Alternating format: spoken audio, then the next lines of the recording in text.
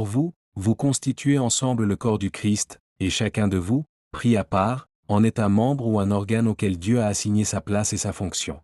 Il a ainsi établi dans l'Église, premièrement les apôtres, deuxièmement les porte-paroles de Dieu, troisièmement ceux qui enseignent, ensuite ceux qui opèrent des miracles, puis ceux qui ont des dons pour guérir les malades ou encore pour assister les malheureux, pour administrer ou diriger l'Église, pour parler dans des langues inconnues. Première lettre de Paul aux Corinthiens, chapitre 12, versets 27 et 28. Vous êtes l'édifice que Dieu construit sur le fondement des apôtres, ses porte-paroles. Jésus-Christ en personne en est la pierre d'angle sur laquelle tout l'édifice s'aligne. C'est en lui que toute la construction s'élève harmonieusement, chaque pierre s'adaptant parfaitement à ses voisines, afin d'être un vrai temple consacré au Seigneur. Par votre union avec le Christ, vous avez été intégrés à ce sanctuaire avec les autres, pour former une demeure où Dieu habite par son Esprit.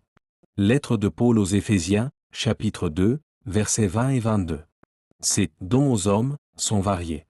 Il nous a donné certains frères comme apôtres, d'autres comme porte-parole de Dieu, d'autres comme évangélistes, d'autres encore comme bergers et enseignants.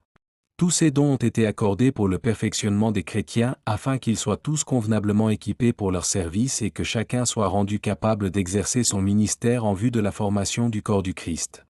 Il nous a donné ses frères pour que nous parvenions à une profonde unité par le moyen de la foi et d'une parfaite connaissance du Fils de Dieu, que nous devenions majeurs, pleinement matures, que notre personnalité atteigne son plein épanouissement sur le modèle du Christ, et que nous formions, tous, ensemble cet homme parfait qui constitue la plénitude qui nous vient du Christ.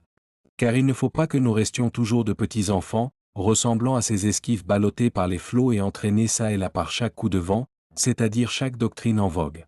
Ne soyons pas à la merci d'hommes instables et sans scrupules qui, par leur art de présenter leurs inventions mensongères, cherchent à entraîner les autres dans les séductions de l'erreur.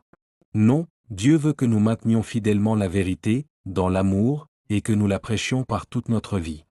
Ainsi nous entrerons dans une communion toujours plus intime avec celui qui est la tête de l'Église, le Christ vivant.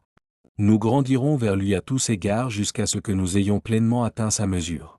Car c'est de la tête que tout le corps tire cohésion et unité. C'est en restant dans sa dépendance que l'ensemble, bien lié et coordonné grâce aux différents muscles et ligaments, forme une structure harmonieuse, à condition que chaque organe remplisse son office suivant la fonction qui lui a été assignée et selon les forces et capacités qui lui ont